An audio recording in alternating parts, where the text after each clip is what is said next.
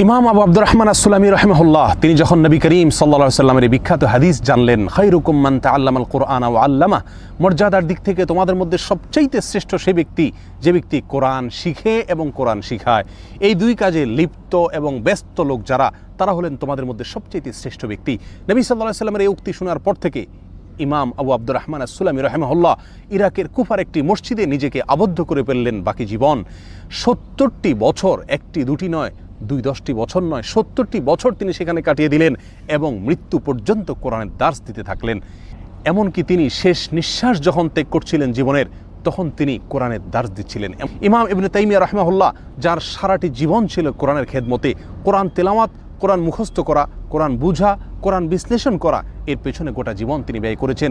তার বিখ্যাত উক্তি সকলেরই জানা, তিনি বলেছিলেন, ওয়াদিতু আন আফনাইতু আমরি বিকিতাবিল্লাহ, আমি আমার সারাটি জীবন কোরআনের পিছনে খেদমত করে ব্যয় করতে চাই, কাটাতে চাই, এই ছিল তার স্বপ্ন। তিনি যখন তেলাওয়াত করছিলেন, ইন্নাল মুত্তাকিনা ফি জান্নাতি ওয়া নাহার, নিশ্চয় মুত্তাকিগণ জান্নাতে এবং নহরে থাকবে, ঠিক তারপরেই তার শেষ নিঃশ্বাস ত্যাগ করেছিলেন, অর্থাৎ মৃত্যু তিনি বরণ করেছিলেন। সম্মানিত বন্ধুগণ, কেউ যদি কোনো কাজে তার সারাটি জীবন ব্যয় করে, তাহলে সে কাজ করতে করতেই তার মৃত্যু হয়ে থাকে। এটাই সাধারণ এবং স্বাভাবিক চিত্র। আমরা যদি কেউ চাই আমার মৃত্যু হোক সুন্দরভাবে, তাহলে আমাকে সুন্দরভাবে সারাটি জীবন পরিচালনা করতে হবে।